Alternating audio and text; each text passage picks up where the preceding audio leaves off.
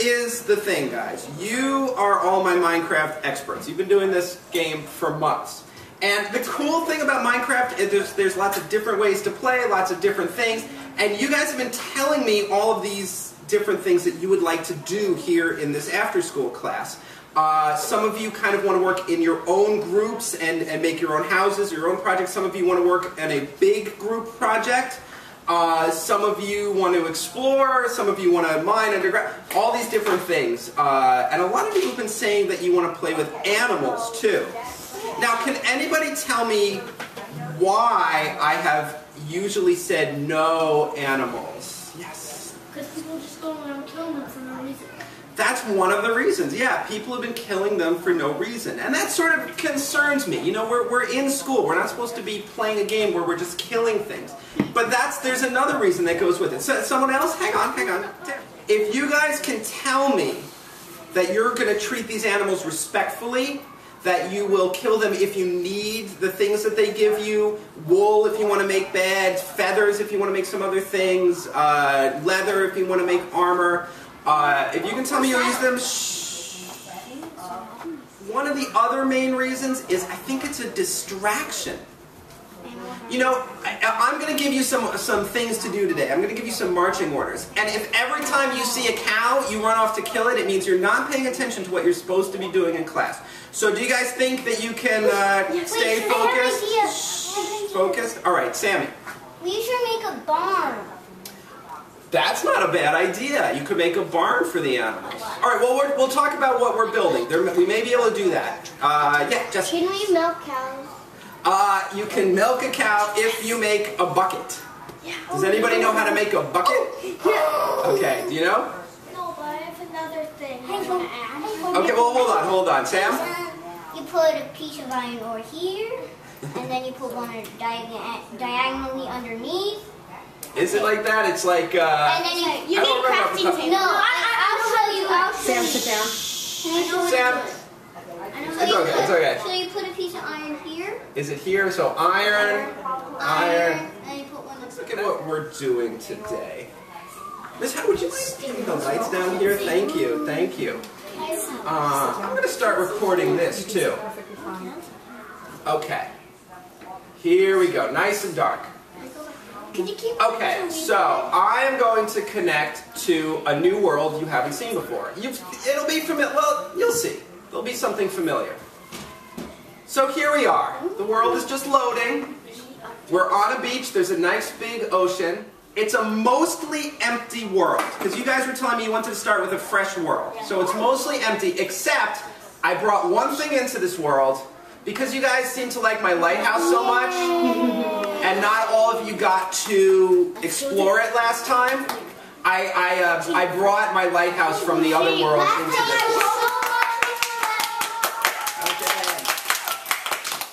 Okay.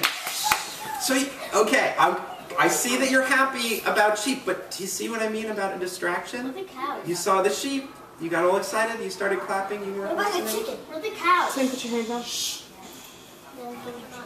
Okay, I promise you we're going to have lots of time to play and time to answer questions. Let me just show you a few things about this world. And we have to decide as a class what our goals are in this world. I'm going to give you some choices. So, this world, well, the lighthouse, this world does not go on forever. You can go really far in every direction, but it doesn't go on forever. There's actually walls out there. Maybe I'll show you the walls in a few minutes. The lighthouse is in the exact center of the world. So as you explore, if you go far away, it's hard to get lost because you can usually look around and you can usually see the lighthouse. Or if you just walk a little bit, you'll probably see the lighthouse. Okay? Hands down, guys. Hands down. Thank you.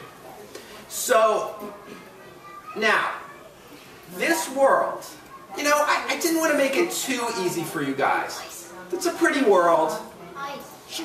There's some ice, there are some other things. There are trees, but there's actually not too many trees in this world. I want you to start thinking about this. We just had Earth Day a few days ago. Just like in the real world, not all of our resources are unlimited. The trees in this world are a limited resource. That means there aren't an infinite number of them. There are some solutions to this problem that I think some of you are already thinking about, which is great. Wait. Put your hands down. Hands down. So, you guys need to be careful. If you cut down all the trees for your houses or your building projects, they'll be all gone. There won't be any more. Who can think of a couple different solutions, Joe? You could dig the tree up and get saplings, and the saplings make more. There's more saplings than one tree. Excellent. You could just make the saplings all around, and then there'll be a lot more trees. Excellent.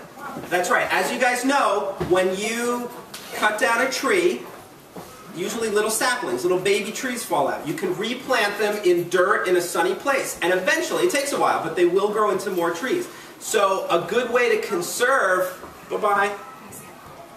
a good way to conserve this resource could be to plant new trees.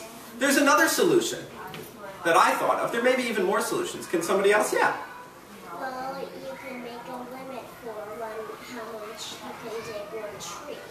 Yeah. You guys could decide to limit the amount of trees. Maybe one person doesn't get to cut down one tree. I would say there's probably, I would estimate about 100 trees total in this world. And there's 14, 13 of you. Yeah, I said. That's part of the challenge. You don't want this to be easy, do you? Yeah. Yes? No, come on. Part of the fun is figuring out how to solve these problems. Excuse me, guys. Step. Another way to conserve your trees is not to use them all that much. You could cut them down and use them for your tools. You have to do that, tools and torches. But maybe most of your buildings should be made out of stone or dirt or sandstone if you know how to make it. There's some other ways to conserve resources. Can we take some of those things and make bookshelves for a house? Like Bookshelves? Well, that, to me, bookshelves are a luxury item. Right? Look, bookshelves, they decorate your house, they make them look nice, but they're not really essential to making your house. Things to me like walls and doors and stairs, things like... I mean like a house for everyone, like the whole, everyone. You mean a shared house? Yeah. Well, okay, so you know what, let's actually put your hands down, Now I think would be a good time to talk about what we're going to do today. Now, I know a lot of you were excited to work in teams and build your own houses, and some of you were excited to do a group project. So let me tell you the group project that I had in mind, and then you can decide if you want to work on that or if you want to work on your own thing. I would prefer if nobody works just totally on their own, because this is a cooperative game. You guys can play this game at home if you want to play by yourself. So you could work on a team of 2 if you wanted to build your own house.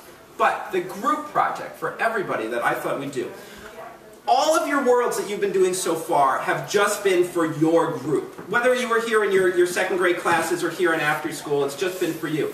This is the first world that I would like to share with other people. Maybe the other second grade classes who are just learning Minecraft, they can see what an expert class can do with it. Maybe the other after school. Maybe even people on the internet. People on the internet are interested in what's going on in this classroom, and I think it would be neat to show them. So, I'm thinking maybe we can make a big building that is something of a welcome center.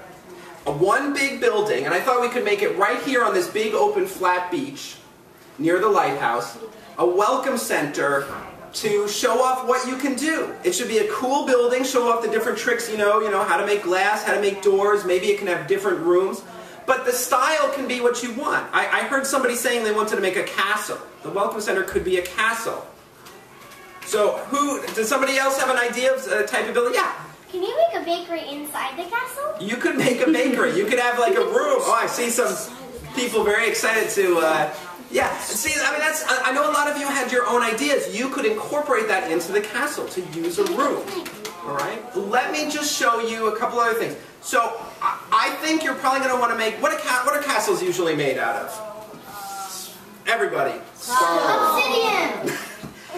If you're able to make a whole castle out of obsidian, I mean, Jonah, would you like an advanced task, like trying to get to the bottom and make some obsidian? Yeah. You'd like to do that? Yeah. Alright, I don't think we're going to make the whole castle out of obsidian, but maybe you could decorate certain areas. I think that would actually be a good way to use your advanced skills. They're usually made out of stone, so I'm thinking of a big stone castle. So I'm actually going to use a little bit of teacher magic.